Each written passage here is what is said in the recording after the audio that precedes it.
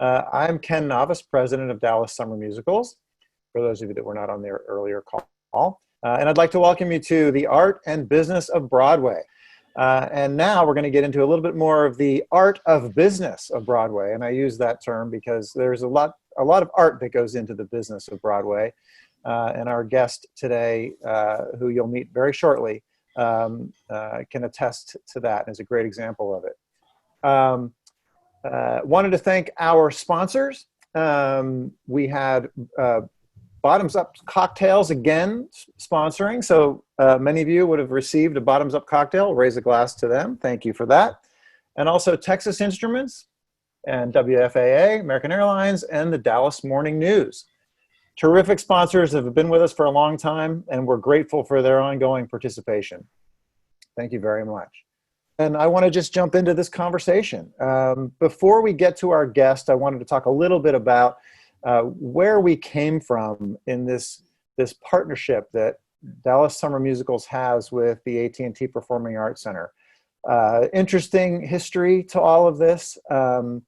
And it all started really probably 2 to 3 years ago. It's been quite a while. Where both organizations had expressed some interest together in some way. And I have to give a shout out to our former board chair, Randy Wright, and prior to that, our board chair, Ted Munsell, who really helped us spearhead this effort. Those two gentlemen were really key in getting this effort moving forward. We had conversations with AT&T for a number of months, and we were just working it out, trying to figure out, how do we do this? How do we bring two together in a way? And what's the reason for doing it?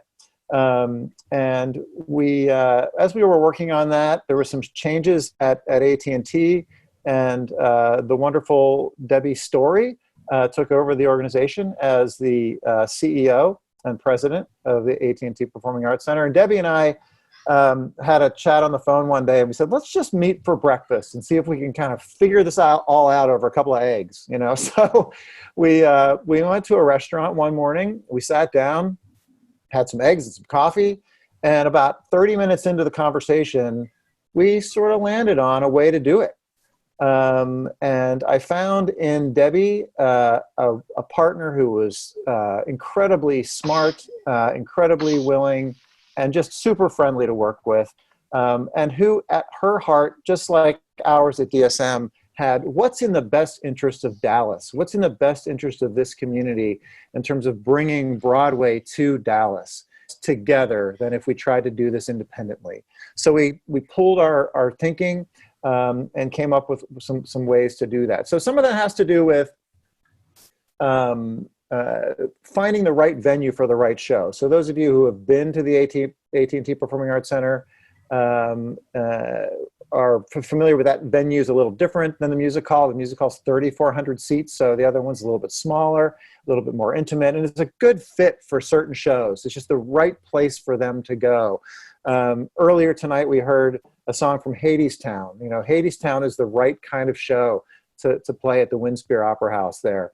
And so we look for shows that kind of fit right in each venue, where a big show like Wicked or Hamilton or something that's a big stage event fits nicely in the music hall, and in that large stage and that large proscenium arch that we have there.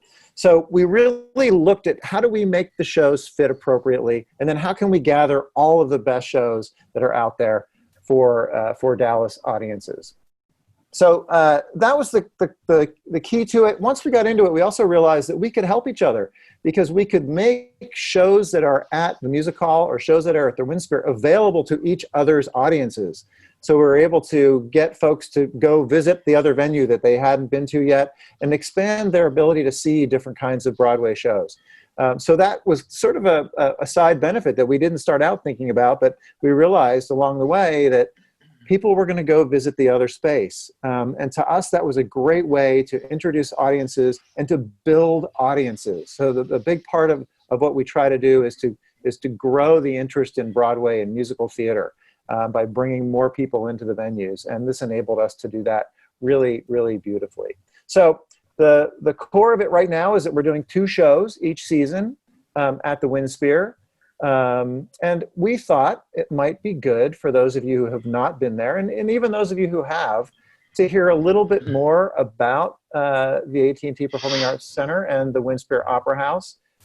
There's some incredible features in that building, and I'm sure you'll enjoy hearing about them. So we invited a good friend of ours, a good friend of mine, and all-around wonderful theater professional, AT&T executive Chris Heimbaugh. He's their Vice President of External Affairs.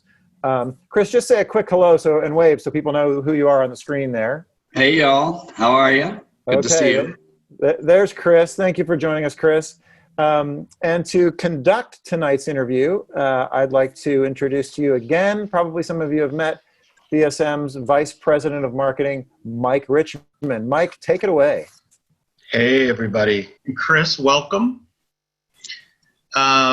Chris, your role as VP of External Affairs covers a number of different tranches within your portfolio. Talk to us a little bit about what you do specifically, what you oversee. We have arts education, falls under us, community engagement, and we have a lot of programs out in the community, especially over in West Dallas with a thing called Arts Bridge, powered by Toyota. But also, we have a lot of public relations, community relations, government relations. And the piece that I particularly love is that part of my role is to advocate for the arts, not just for the center, but really for the arts community. And I'm fortunate to have a board leadership and CEO that really believes that and supports me in that. And so that's probably one of the best parts of my job. Excellent. We want to use this forum to help educate people about the AT&T Performing Arts Center. I know oftentimes there's confusion. What's ATPAC, what's WinSphere, and on down the list. So tell us about the scope of what AT&T Performing Arts Center is, besides the WinSphere, which our Broadway fans probably are aware of. Yeah, it's a wide range. And so you're seeing there, you've got 2 venues here other than the WinSphere. That's the Wiley Theater on the left, and that is where Dallas Theater Center performs, and Dallas Black Dance Theater. And what you may not realize, in addition to that main hall, up above, if you look at the Wiley Theater on the left, there's kind of a gray, darker gray swath. That's actually a studio theater. That is a small black box theater that, depending on the seating configuration, can take anywhere from 100 to 200 people. That's an absolutely fantastic place to perform. So we've got those going on.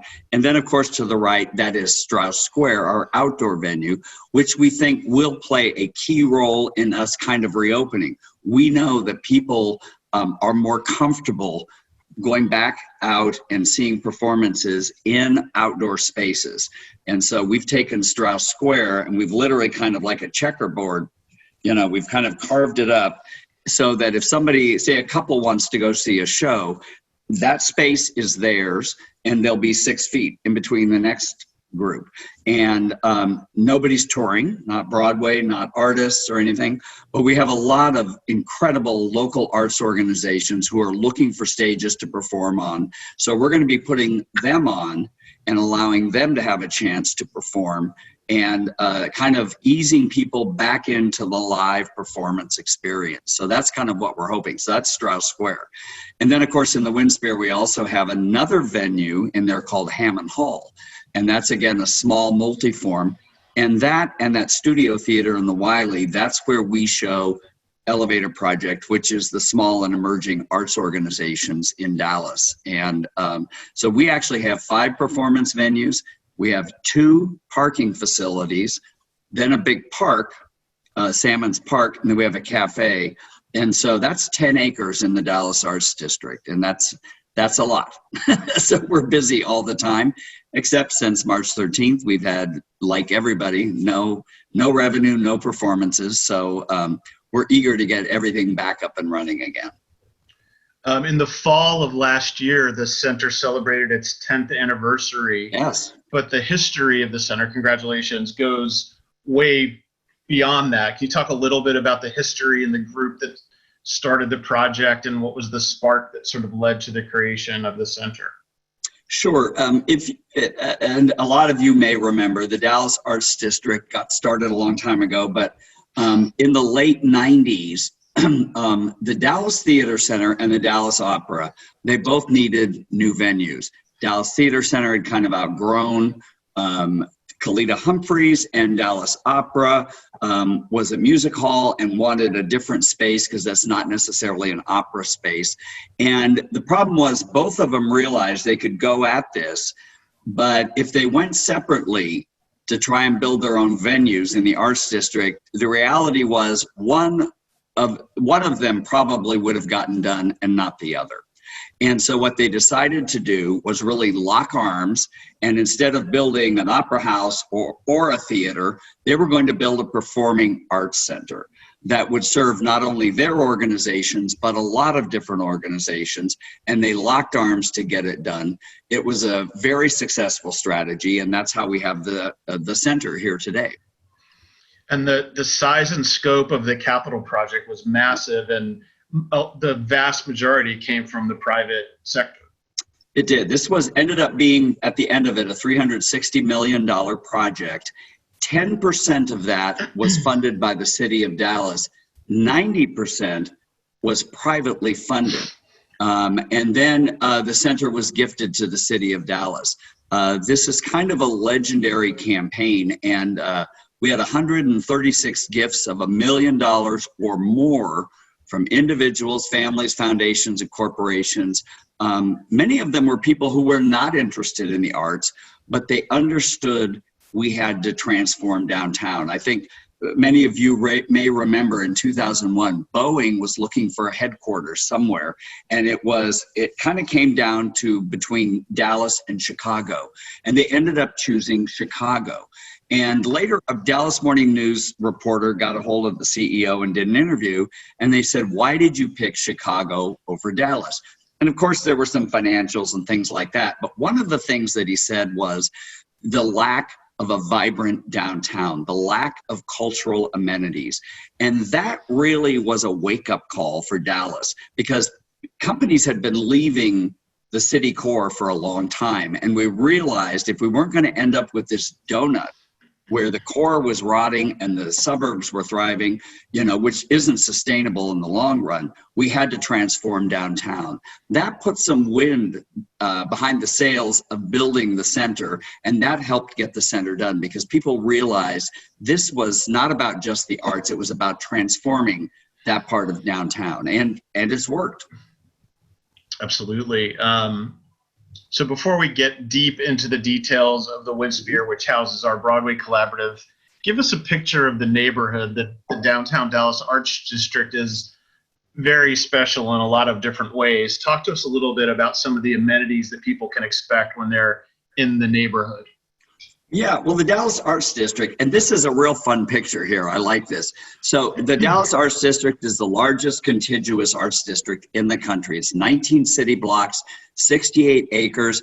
And of course, the concept started in the late 70s, and it really got going in the 80s. And the idea was to group the city's cultural venues, some of the new ones, in an economically challenged part of downtown. And if you remember back then, the Dallas Arts District, where the Meyerson is now, there was a Borden's Dairy there. And most of what you see now, what used to be used car lots, auto body shops, it was just not a very attractive part of downtown. But that has changed. Now take a look on the left. That picture on the left was taken in 1989. The Meyerson had just been completed, and you can see in the background there, the Dallas Museum of Art, and of course, some skyscrapers, Trammell Crow Center, Chase.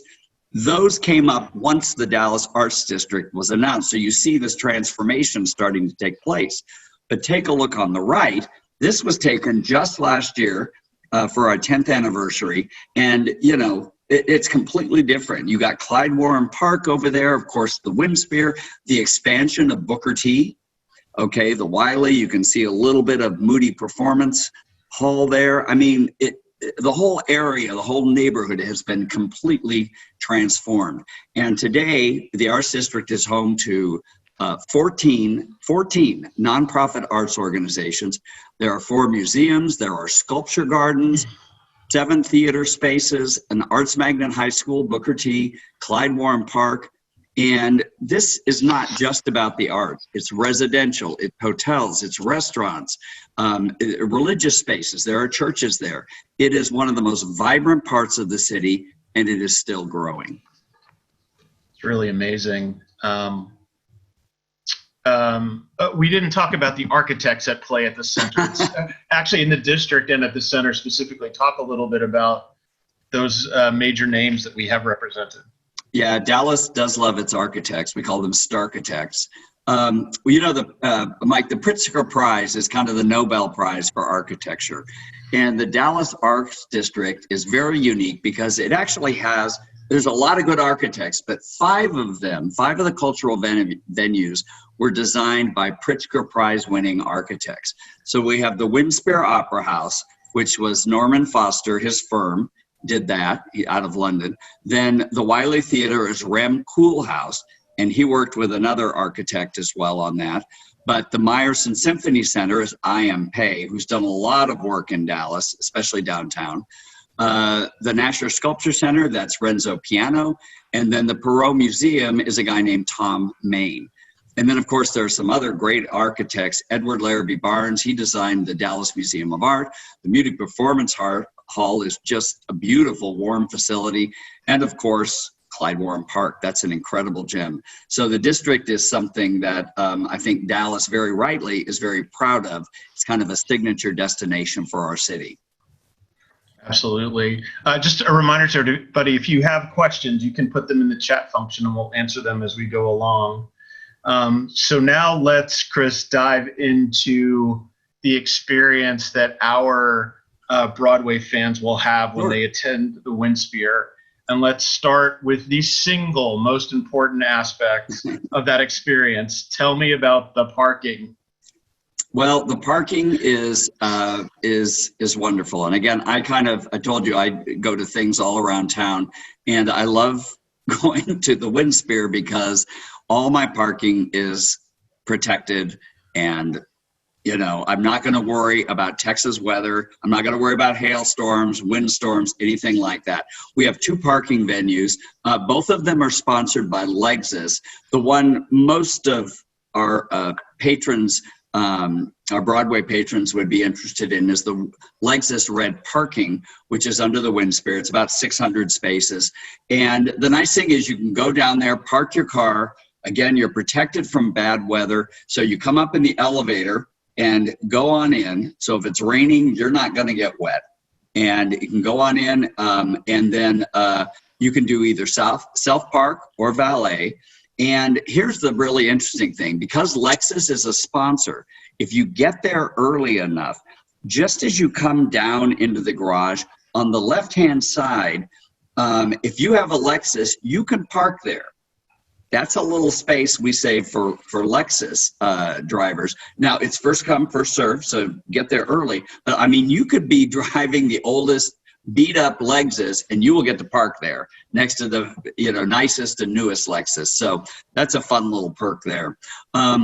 So that's one of the things that is absolutely amazing.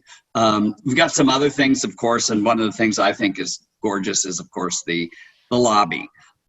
It is just all of that glass. It wraps around and it goes all the way up. So you get to see the stunning skyline, the trees.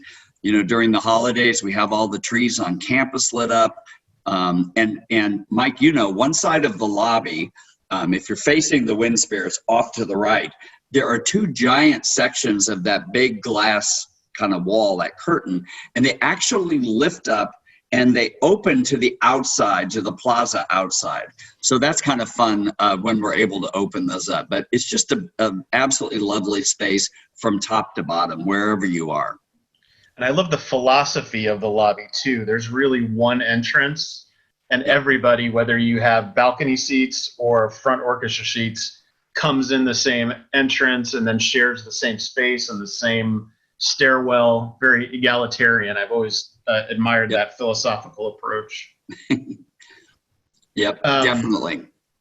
Let's talk about the second most important aspect of the experience at the WindSphere, food and beverage. You have a very star-studded caterer at the WindSphere. Talk about that. That's right, Wolfgang Puck, or as I call him, Wolfie. And there's actually several organizations in the Arts District that use Puck. He does Wolfgang Puck does our concessions. Always makes very good cocktails at the bar. Up on the fourth floor, of course, any of our Broadway patrons, when we're doing the Skyline Terrace, that's kind of where we have our buffet dinner that Wolfgang Puck prepares. You all have it out there in that wonderful space out there at Music Hall, and ours is up on the Skyline Terrace. And Wolfgang also takes care of the snacks and the PNC Members Lounge, and of course, they also do a tremendous job with private rentals and events. So they're all kind of all over the place, and we love having them, and everything they make is absolutely delicious. Agreed. So it's not the WindSphere Theater, it's not WindSphere Hall, it's the WindSphere Opera House. What does that imply in terms of the configuration of the building and its features? Yeah, the WindSphere Opera House was specifically designed for the Dallas Opera. All right, so it is for opera. It's 5 levels. It's 2,200 seats, which, you know, Music Hall is a lot bigger. So why 2,200? Why not go for the bigger? Well, there was a reason. So first off, if you take a look there at the picture, it is a modern version of the traditional European horseshoe stack. Okay, so instead of stretching back, which perhaps like at Fair Park at Music Hall, this goes up. So you get a little height in there. So sometimes if you're way up, you may be some people are a little queasy with that. But the idea is that it goes up and the house has to remain intimate, because opera singers do not use microphones or amplifications at all. So those upper areas are actually much closer to the singers. So they need to be able to hear the singers all the way up at the top or down below. And so that is one way you do that. And then of course the acoustics were critical. If you see and you notice the balconies, that wavy pattern, that is all, those are all covered with white gold leaf, by the way, but that's part of the acoustics and how that works. So a lot of money and time was spent in the sound design to support the opera, but it also happens to be tremendous for Broadway.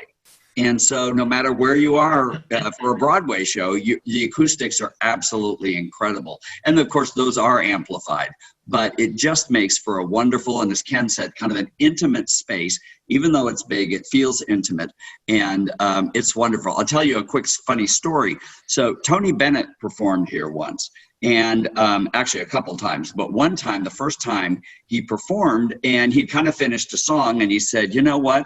And he's told the audience, he goes, I've heard about this place, and I heard the acoustics in here are incredible, and that I don't need a microphone. And he shut the microphone off and sang the next song without the microphone. You could hear it everywhere, and the audience just erupted. It was like an incredible performance. So the place is really special, and the acoustics, if you haven't been there, you're going to love it for Broadway. So we see a glimpse of it in this current picture. The Moody Chandelier is absolutely stunning and spectacular. Tell us a little bit about that.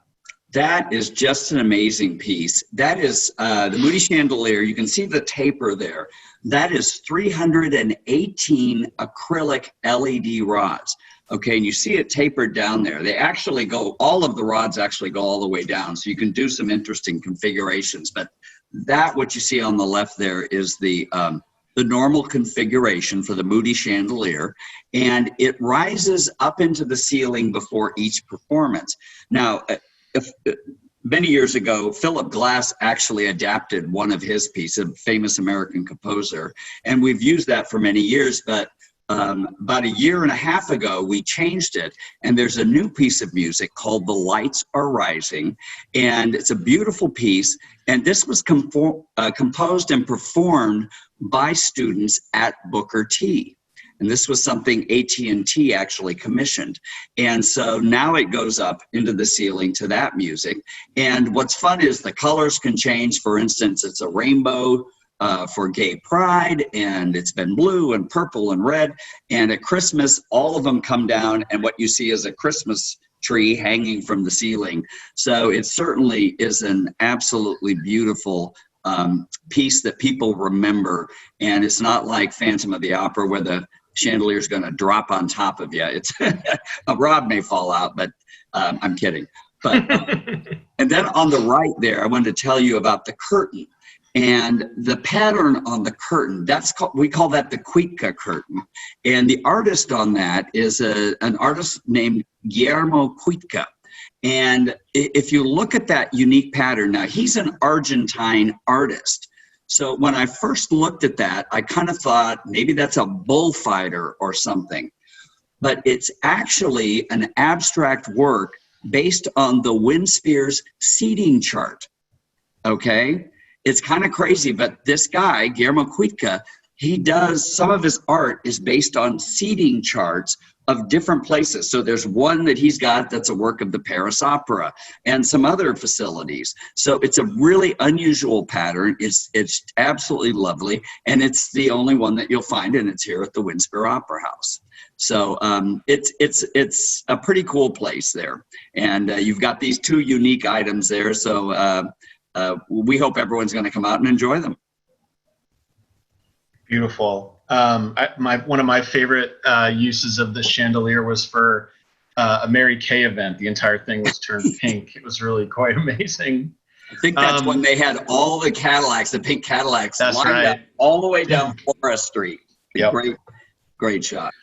So there's a story that the seats in the house are of varying widths to accommodate persons of different sizes and girths. Is that true? Well, the seats are, I can't speak to that, but I can tell you that the seats are incredibly comfortable. They move, they're not rigid. And so they're very comfortable, and any place in there is going to be a great experience. I will tell you, if you look on the right-hand side, down just above the seating on orchestra is a level called the Orchestra Terrace. And I'm short, so that's where I love to sit, because even if there is a Texas Big Hair in front of me, I can still see whatever is going on the show.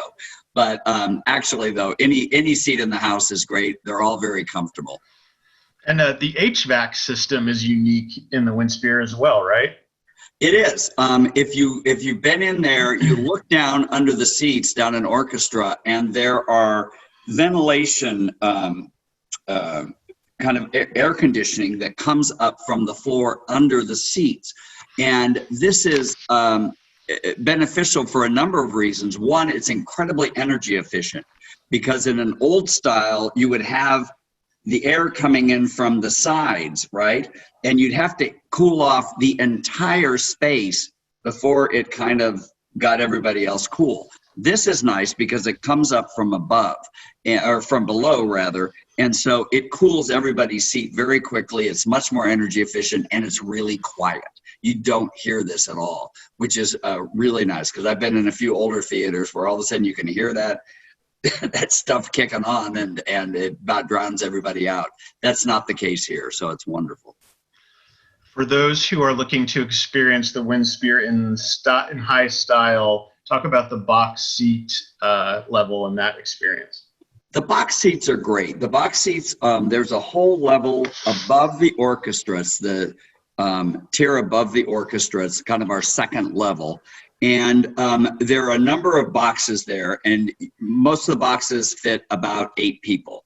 A few on the sides are a little different, but they're movable seats, so you can kind of move them around, get to where you're comfortable. They've got little tables there, so if you have your cocktails, you can set them down, and it's a great place to sit and watch the show. You've got a great view, nothing's in your way, and it's very comfortable. I kind of sit there every now and then and do my, Queen Elizabeth wave.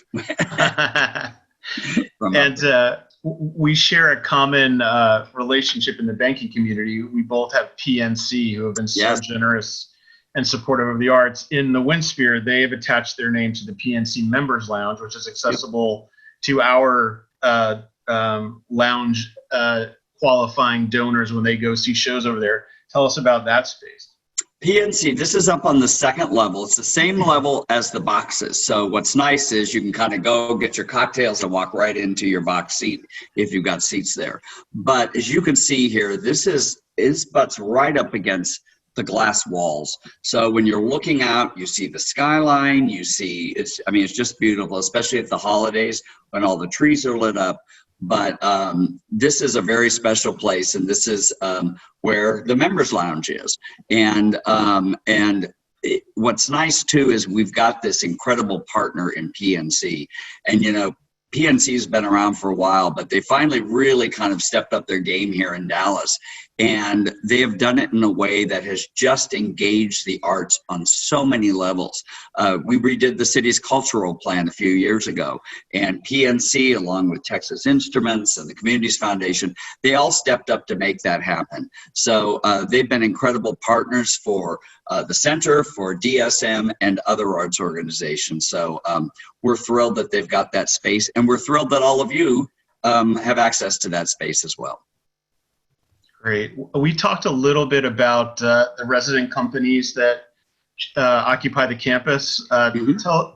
List those again and talk a little bit about each of their programming blocks. Sure. On the left there is Anita Martinez Ballet Folklorico, and that, of course, is the beautiful historical tradition of folklorico dancing, and nobody does it better than Anita Martinez Ballet Folklorico. We also have Dallas Black Dance Theater. They perform mostly in the Wiley Theater, and they have a facility, the historic Moreland YMCA, that's just about a block and a half away. But they perform at the Wiley Theater. And then, of course, we've also got Dallas Theater Center, the Tony Award-winning Dallas Theater Center. They, of course, work in the Wiley Theater. And then we have Texas Ballet Theater as well, who performs there a number of times a year. And they perform usually in the WindSphere Opera House. And then we've got Dallas Opera, which on the left there, that's Everest. You see all the ice cubes there. That's the performance of Everest. And then not a resident company, but a partner of ours is Titus Dance Unbound. And Titus brings some of the world's best, and the United States best, dance companies to Dallas. And I have to say that's probably one of my favorite things. And I was not a big dance person until I went to work at the center. And I've just fallen in love with the companies that Titus brings us and brings to Dallas. It's really a remarkable work. So Titus has redone and kind of put together a new season, and it is focused on American dance companies. And so right now we are planning for Titus to open up in October. And they'll start their season there, and it'll be a reduced house, obviously socially distanced, more limited capacity, and they will. Charles Santos, who's the executive artistic director of Titus, is really eager to get up, and these companies are eager to perform, and so he's planning to start the season in October. And his season is out right now, being sold. And so we're eager to get that started, but that's inside. That'll be at the WindSphere. So in the meantime, we'll be doing stuff out in Strauss, hopefully. But I think Titus will be the first stuff that we're doing in the WindSphere. And he's had a good response on his season sales. That's good. It's a wonderful world-class series. Yeah. So we talked about our Broadway collaboration. We talked about the experience. We talked about your resident companies. What other sorts of programming does AT&T PAC do itself, independent of any third-party participation? Well, we do a lot of stuff. We do, of course, concerts, performers. We got family programming. Some of the pictures there are some of our family programming that we do. But we also do a lot of concerts. David Byrne, for instance, was there not too long ago.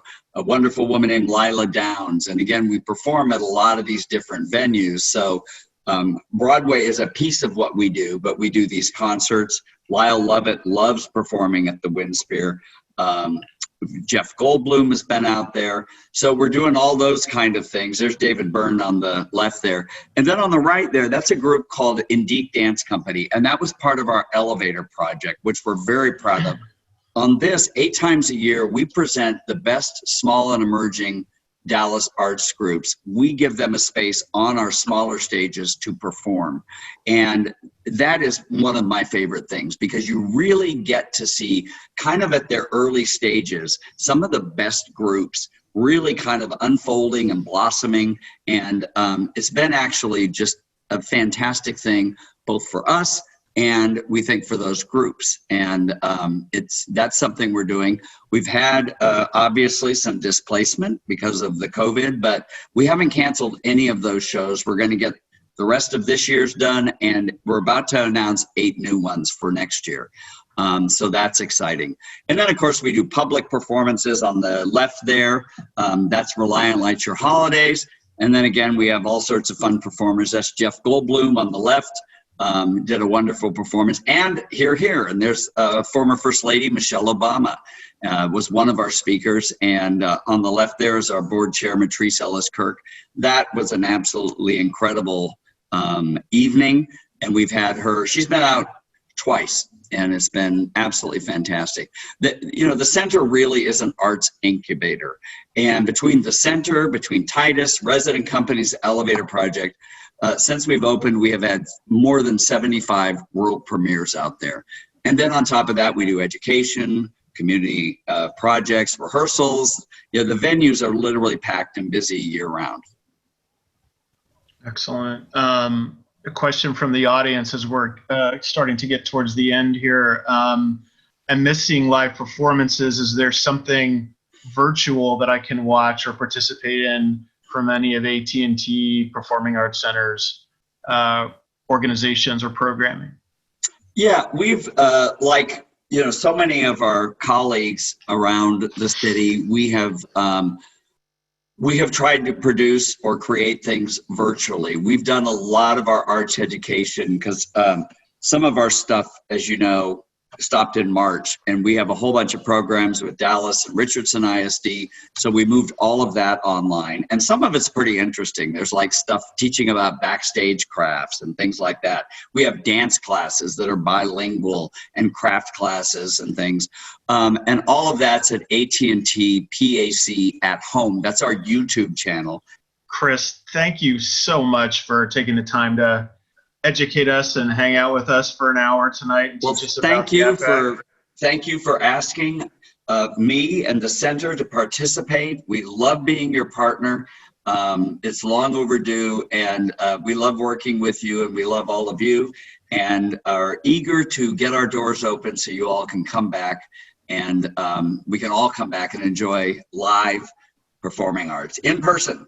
Right? Amen. All Amen. right. Thank you so much. Thank you.